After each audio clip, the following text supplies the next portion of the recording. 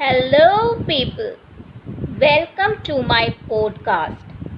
As I have promised कि मैं सुशांत जी के ऊपर एक part 2 लाऊंगी. So here I am back with my podcast on his first death anniversary. कहते हुए तो अच्छा नहीं लग रहा है, पर सच से मुंह कैसे मोड़ दूँ? Yes, it is his first death anniversary. Sushant उन लोगों में से है जिनको कभी भुलाया नहीं जा सकता, कभी भी नहीं.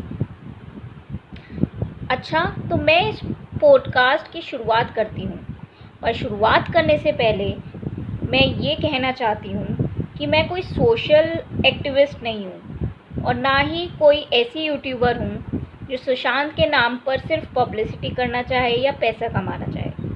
मैं सिर्फ एक आम लड़की हूँ जिसने सुशांत का काम को हमेशा सपोर्ट किया है, सराहा है.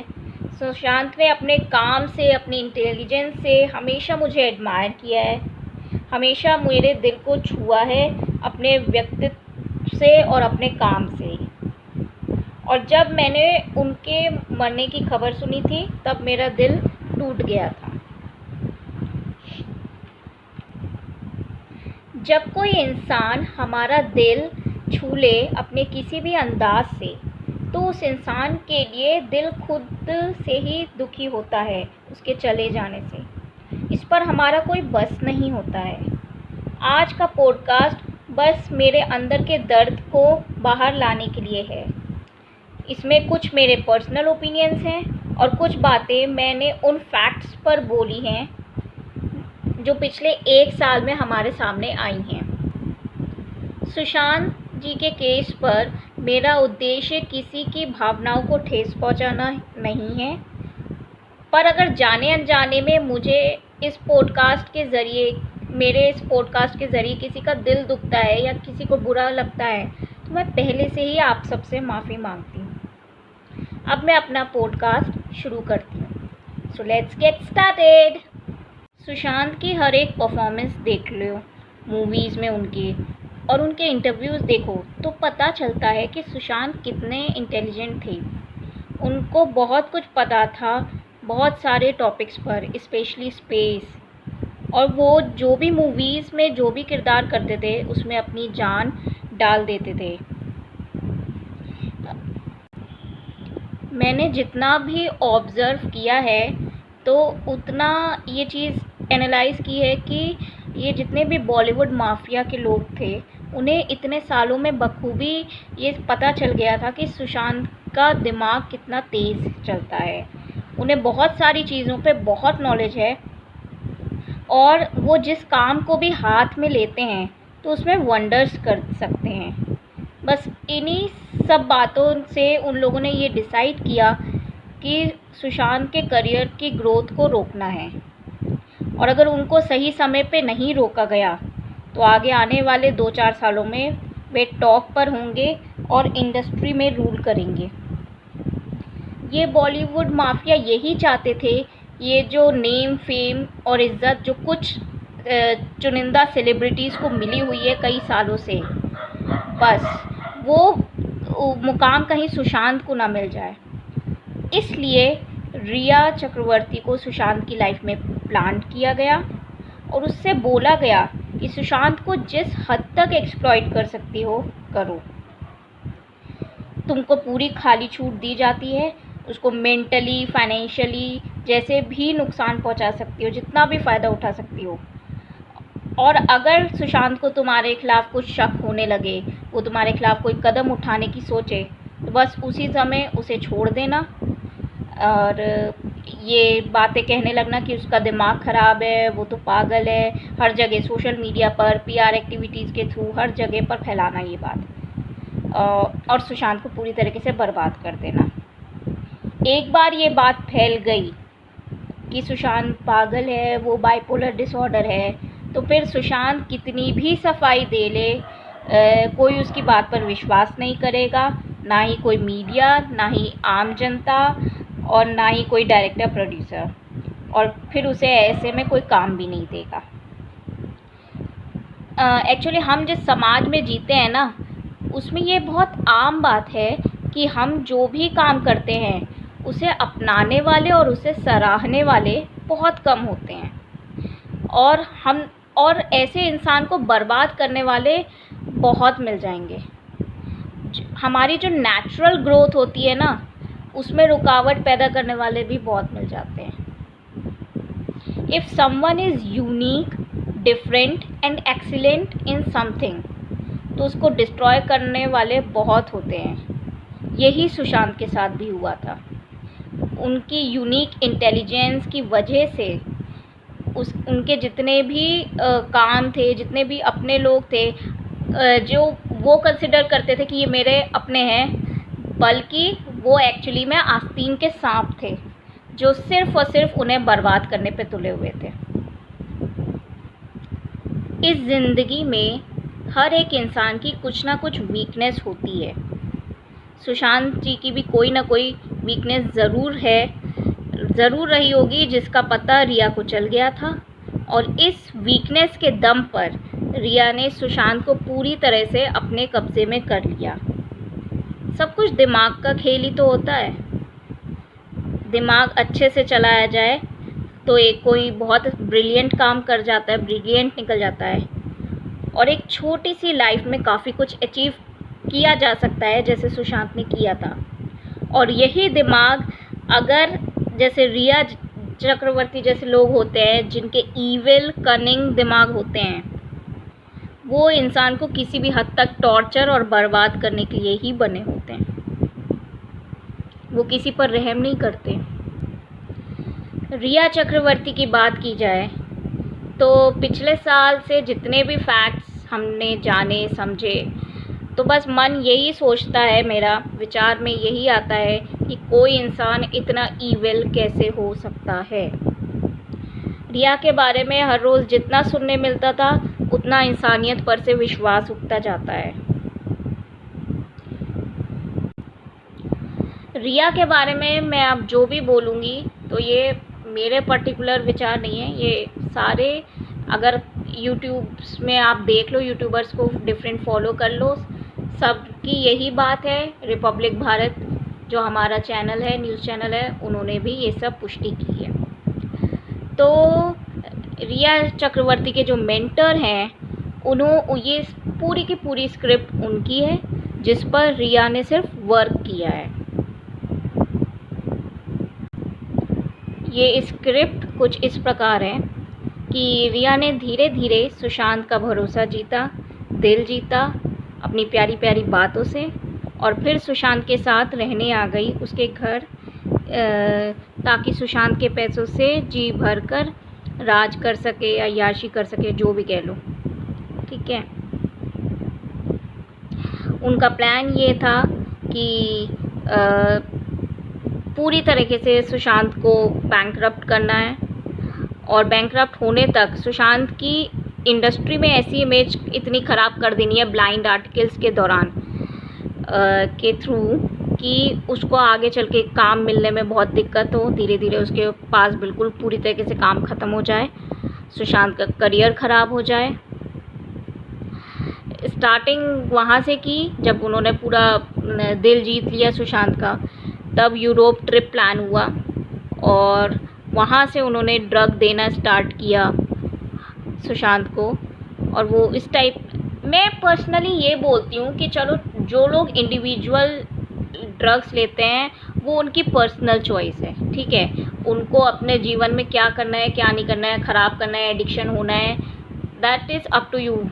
वो उतनी गलत बात नहीं होती है। वैसे तो इलीगल है ड्रग, तो इलीगल कोई भी चीज़ गलत ही है, नहीं यूज़ करनी चाहिए, मैं ये बोलती हूँ। लेकिन अगर आप कर रहे हो तो ठीक है, लेकिन अगर आप किसी को, दूसरे को टॉर्चर करने के लिए वो चीज़ कर रहे हो कि उसका दिमागी संतुलन बिगाड़ना है या उसकी ज़िंदगी ख़राब करनी है, तो इस चीज़ को तो मैं बहुत ख़राब मानती हूँ। और ये तो मतलब ये एक्सेप्टेबल ही नहीं है, ये अपराध से भी बड़ा अपराध है। मतलब क्या ही बोलूँ, बहुत गंदी चीज़ है। किसी दूसरे को इस्तेमाल करने के लिए, दूसरे का मिसयूज़ करने के लिए आप इस हद तक गिरोगे, सीरियसली। सही में लोग कहते हैं वाकई में कलयुग ही आ गया है। हमारी रिया जी ने, हमारी सो कॉल्ड रिया जी ने सुशांत को यूरोप वाले ट्रिप में कुछ मिला के दिया है ड्रग्स, और उसकी चैट्स लीक हुई हैं, और उस मतलब ड्रग के बाद उनको ऐसा विश्वास दिलाने की कोशिश की गई है कि उनका दिमाग में हेलुसिनेशन आता है और अजीब अजीब तरीके की चीज़ें वो देख रहे हैं, उनका दिमाग ठीक से काम नहीं कर रहा है, इसलिए वो ड्रग दिया गया है। धीरे धीरे सुशांत मतलब बिल्कुल अपनी तरह सुध बुध सब खो बैठे थे, ठीक है। उनका ऐसी मेडिसिन रिया खिलाती थी जिससे उनको हेलुसिनेशन होता था, अजीब अजीब चीज़ें दिखती थी, तांत्रिक वगैरह चीज़ें भी कराई गई, और ट्रीटमेंट के नाम पर ऐसी दवाइयाँ दी गई कि वो बिल्कुल पपेट बन गए थे रिया चक्रवर्ती के, और मतलब अपने ही घर में एक तरीके से कैदी, एक होस्टेज की तरह उसको, सुशांत जी को वो रखती थी रिया। सोच के ही रूह कांप जाती है यार, इंसान अपने ही घर में बंदी हो तो। रिया ने सुशांत के सारे जितने भी भरोसेमंद स्टाफ थे वो सारे चेंज कर दिए गए, और सारे अपने स्टाफ भर लिए गए ताकि वो आसानी से सुशांत पर जासूसी कर सकें।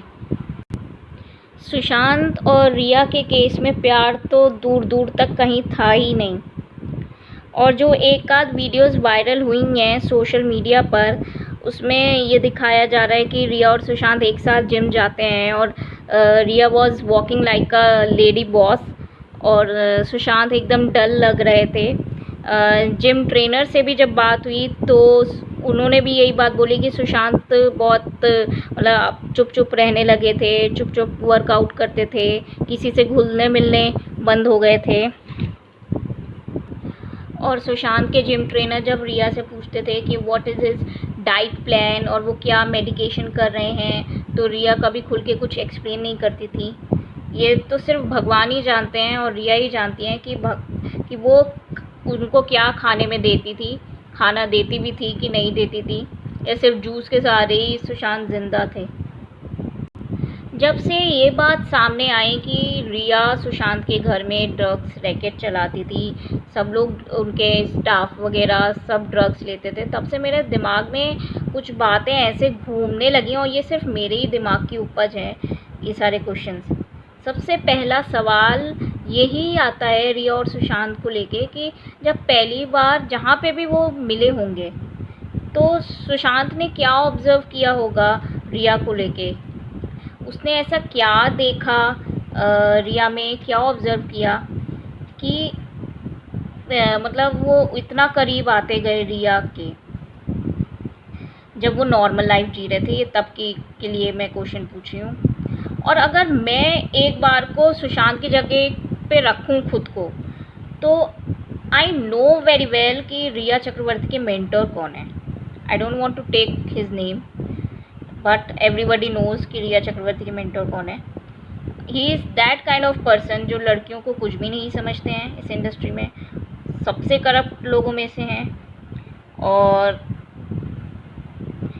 सुशांत कभी भी उस जैसी रिया जैसी लड़की को अपने पास अपने मुंह कैसे लगा लिया, मुझे ये नहीं समझ में आया। क्योंकि कोई भी इंसान जो उस मेंटर से जुड़ा हुआ है, ठीक है, उस इंसान का इतना करप्ट होना लाजमी है, उस इंसान से जुड़े लोगों का करप्ट होना लाजमी है। तो सब कुछ जानते बूझते इन फैक्ट्स पर गौर क्यों नहीं किया सुशांत ने कि वो किसको अपने करीब लेके आ रहा है। वो इंसान भी तो गलत हो सकता है। एकदम ब्लाइंडली ट्रस्ट कैसे करने लगे वो रिया पे सुशांत, ये मेरे दिमाग में बहुत। दूसरा क्वेश्चन जो मेरे दिमाग में उठता है वो ये है कि रिया जो है और बाकी के जो हाउस स्टाफ के लोग हैं वो किस हद तक ड्रग्स दे रहे थे सुशांत को, मतलब एक दिन में, या उनकी कंडीशन कैसे थी सुशांत की। वो सब लोग उनको किस हद तक एक्टिव रखते थे ये सिर्फ वही लोग जानते हैं। और वो मतलब क्या कितने काम खुद कर पाते थे, किस हालत में थे, ड्रग्स लेने के बाद क्या सिम्टम्स होते थे उनको, क्या मतलब ड्रग्स देने के बाद उस अधमरी सी हालत में रिया उनके साथ मारपीट भी करती थी या किस तरीके से बिहेव करती थी, या एग्जैक्टली सुशांत की लाइफ में क्या चल रहा था उन 6-7 महीनों में आखिरी के, ये सिर्फ और सिर्फ कुछ चुनिंदा लोगों को ही पता है। आज तक कभी बाहर नहीं आया है ये। तीसरा क्वेश्चन जो मेरे दिमाग में उठता है वो ये कि क्या सुशांत को कभी पता चल पाया था कि उनको ड्रग्स दिए जा रहे हैं गलत गलत, कि या मतलब उनको एहसास था कि ये जितने भी हाउस में मेरे रह रहे हैं ये सब लोग मेरा फ़ायदा उठा रहे हैं। क्या उन पे कभी शक किया गया, उसने कभी शक किया कि ये वो सब मिल के उनके साथ गलत कर रहे हैं। जैसे हमारी रिया चक्रवर्ती जी, सो कॉल्ड रिया चक्रवर्ती जी, जो ये क्लेम करती हैं कि सुशांत डिप्रेशन में था, बाइपोलर था, तो क्या सुशांत को कभी खुद से ऐसा फील हुआ कि हाँ उसका दिमाग में कुछ परेशानी है, उसको कुछ अजीब अजीब चीज़ें दिख रही हैं, या कैसे में वो कुछ अलग बिहेव कर रहे हैं? ये सब सवाल जो एक्चुअली हैं ये मेरे खुद के दिमाग की उपज हैं और ये मैंने कहीं से नहीं सुना, लेकिन जब से जितना भी फैक्ट्स जानती हूँ कहीं से भी, उतना ये सारे सवाल और मेरे दिमाग में उमड़ते हैं। अब मैं बात करती हूँ मुंबई पुलिस की। मुंबई पुलिस के लिए मैं बस यही बोलना चाहूँगी कि क्या फ़ायदा आपका वर्दी पहनने का अगर आप उसकी इज़्ज़त ना कर सको तो। सच में, जब आप लोग शपथ लेते हो वर्दी पहनते समय पहली बार, तो उसका मान क्यों नहीं रखते हो? क्यों किसी पैसे और पावर के आगे धर्म और ईमान कोई मायने नहीं रखता इन लोगों के लिए? सोशल मीडिया प्लेटफॉर्म्स, यूट्यूबर्स, सब ने मतलब इन लोगों ने इतना काम किया है, इतने सबूत इकट्ठे किए हैं इस केस को लेके, इस मर्डर पर लेके, लेकिन और ये सारे सबूत चीख चीख कर कह रहे हैं कि उसका मर्डर हुआ है, पर मुंबई पुलिस पर बिल्कुल भी जूं तक नहीं रहेंगी। लाइफ में मैंने ऐसा पहली बार देखा है कि पुलिस खुद ही सारे सबूत मिटाने में लगी हुई थी। सुशांत की बिल्डिंग के 14 जून और 13 जून की जो वीडियोस आई थी वो सारी डिलीट कर दी गई हैं, और दीपेश जो नौकर था सुशांत का, वो आराम से बैग को ले जाते हुए इधर उधर भाग रहा है, चीज़ों को छुपा रहा है, और मुंबई पुलिस बस मूक दर्शक बनी खड़ी हुई है। ये देखकर बस मेरे मुंह से यही निकल रहा था, रहने दो मुंबई पुलिस, तुमसे ना हो पाएगा। सच में शर्म आती है यार, मुझे शर्म आती है ये सब देख के, लेकिन उन लोगों को शर्म नहीं आई। कुछ और ना सही, कम से कम अपनी वर्दी की ही इज्जत कर लेते यार। कितने लोग ज़िंदगी में, कितने लोग IPS ऑफिसर बनना चाहते हैं, और ना जाने पुलिस की कौन कौन सी पोस्ट पे वर्क करना चाहते हैं। और अगर यही हाल चलता रहा तो आप उन लोगों के लिए क्या ट्रेंड सेट कर रहे हो? मतलब उन लोग के तो फिर बिलीव और फेथ सब उठ जाएगा लॉ पर से। वो कोई भी पोस्ट पे जाने से पहले 10 बार सोचेंगे कि हाँ हमें ये प्रोफेशन अपनाना चाहिए कि नहीं अपनाना चाहिए। इतना ख़राब काम किया है इस केस में। CBI के लिए मैं यही कहूँगी कि ऐसा शुरुआत में दिख तो रहा था कि हाँ कुछ काम कर रही है, बट आप 1 साल होने आ गया, अभी तक कोई कंक्लूजन पर जब आप पहुँचे नहीं हो, तो डेफिनेटली आपकी इंक्वायरी पे भी क्वेश्चन किया ही जाएगा। CBI को बहुत तेज़ माना जाता है, पर अगर CBI ऐसा डील कर रही है, बार बार टीम चेंज हो रही है, तो फिर डेफिनेटली बॉस कुछ तो गड़बड़ है। CID वाले जो प्रद्युमन कहते थे कुछ तो गड़बड़ है दया, कुछ तो गड़बड़ है, वो बिल्कुल फिट बैठता है वो डायलॉग असली CBI टीम पे। सुशांत सिंह के केस में अगर किसी को क्रेडिट मिलना चाहिए कि कुछ लोगों ने ना दिन देखी ना रात देखी, बस एक मोटिव था उनका कि ये खोजें कि क्या वाकई में ये मर्डर है, ये सुसाइड है, या क्या हमें मतलब कहना चाह रहे हैं सबूत चीख चीख कर, उस सच्चाई का पता लगाएं। तो वो ट्रू एसएसआर फैंस और एसएसआर वॉरियर्स हैं यूट्यूबर्स, जिन्होंने दिन रात एक कर दी। इन यूट्यूबर्स ने ऐसे ऐसे सबूत बारीकी से इकट्ठे किए हैं कि मतलब सारी एजेंसी टीम को पीछे छोड़ दिया है और एक हमारे देश की आंखें खोली हैं, अपने देश को यूनाइटेड किया है और एक सच्ची मुहिम चलाई है। सच को सामने लाने की पूर्ण कोशिश की है इन यूट्यूबर्स ने। I was so touched by the efforts of these YouTubers, जिन्होंने बिना किसी स्वार्थ के, बिना किसी डर के न्याय की राह पर चले हैं और ये साबित कर दिया है कि अगर सोच लें और जो ठान लें तो उसे पूरा किया जा सकता है। सोशल मीडिया में भी बहुत ताकत है और उस ताकत के सही इस्तेमाल से सारे छोटे बड़े बुरे लोगों को नकाब किया जा सकता है, उनकी करतूतों को बाहर लाया जा सकता है। ये जान के मुझे इतनी खुशी मिली है कि इन यूट्यूबर्स का भी उतना ही खून खौला इस मर्डर केस में जितना कि मेरा खौला था जब मैंने मतलब ये न्यूज़ सुनी थी कि अब एसएसआर हमारे बीच नहीं है। उस समय भी मेरे दिल में कुछ कहीं ना कहीं एक इंट्यूशन थी, जबकि मैं कुछ भी नहीं जानती थी 14 जून की तारीख को कि क्या हुआ है, लेकिन फिर भी कहीं ना कहीं एक दिल में था कि ये सुसाइड नहीं है, ये मर्डर है। और मेरा आगे चल के जब धीरे धीरे सारे सबूत खुले तो मेरा जो इंट्यूशन था वो पक्के सच में बदल गया।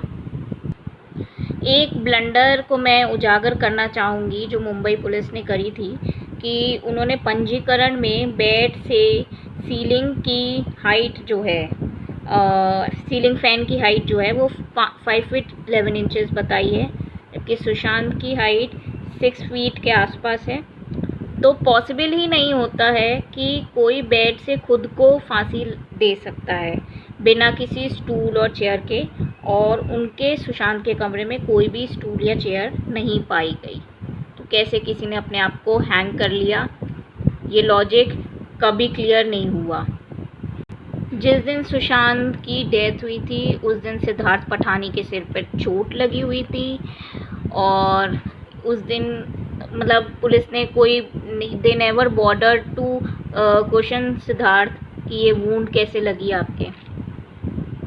एंड कुछ दिनों के बाद सिद्धार्थ पठानी आराम से हैदराबाद चले जाते हैं, जबकि केस ओपन था उस बीच में ही चले जाते हैं और पुलिस उनको नहीं रोकती है। जबकि ऐसा बोला जाता है कि जब किसी केस की छानबीन चल रही हो तो आप शहर को छोड़ के नहीं जा सकते। पोस्टमार्टम कभी भी रात में नहीं होती है, लेकिन सुशांत का पोस्टमार्टम जल्दीबाजी में रात में ही किया गया था। एक ये बड़ी फिशी सी चीज़ हुई इस केस में। और मुंबई पुलिस ने कभी भी डिस्क्लोज़ नहीं किया कि वो एग्जैक्टली इन्वेस्टिगेशन क्या कर रहे हैं इस केस में, और जबकि उन्हें पब्लिक को कुछ ना कुछ तो एटलीस्ट बताना ही चाहिए था। ठीक है। और सबसे इम्पॉर्टेंट बात जो लोग सारे यूट्यूबर्स यही बोल रहे हैं कि जो इंसान इतनी सारी डायरीज़ 12-12 डायरीज़ मेंटेन करके रखता था, उसने एक बार भी सुसाइड लेटर, सुसाइड नोट लिखने की नहीं सोची। ऐसा हो ही नहीं सकता। संदीप सिंह, इनके बारे में मैं क्या बोलूँ, ये क्लेम करते हैं कि ये सुशांत के बेस्ट बडी रह चुके हैं, बेस्ट बडी हैं, और इनके इंस्टाग्राम को अगर खोजा जाए तो उसमें इनकी सुशांत के साथ एक भी पिक नहीं है। This is so shocking man. कोई इंसान अपने आप को बेस्ट बडी, चड्डी बडी फ्रेंड डिक्लेयर करता है और एक भी फ्रेंड नहीं है उसकी, एक भी फ़ोटो नहीं है उसकी, ऐसा कैसे हो सकता है। एंड कूपर हॉस्पिटल की जितनी भी फॉर्मेलिटीज़ हुई हैं वो सब संदीप सिंह ने की हैं। मुझे ये नहीं समझ में आया कि वो कहाँ से एकदम से आके अपने आप को एक राजा हैं क्या कहीं के, कि मतलब सारी फॉर्मेलिटीज़ वही करेंगे। कोई घर का मेंबर को करना चाहिए था। तो ये बात भी बड़ी अजीब सी लगी मुझे। और पोस्टमार्टम के बाद सीधे क्रीमेशन हॉल में सुशांत की बॉडी को लेके गए थे। किसी भी फैमिली मेम्बर को मतलब वो बॉडी देखने भी नहीं दी थी सुशांत की। ऐसा क्यों, इतनी जल्दबाजी क्यों की, ये भी बहुत डाउटफुल सी बात है।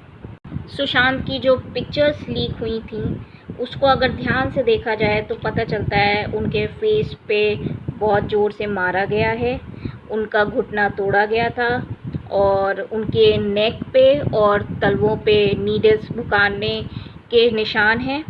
पर मुंबई पुलिस के अकॉर्डिंग उनकी बॉडी पे कोई भी मार्क्स नहीं हैं। How is that possible man?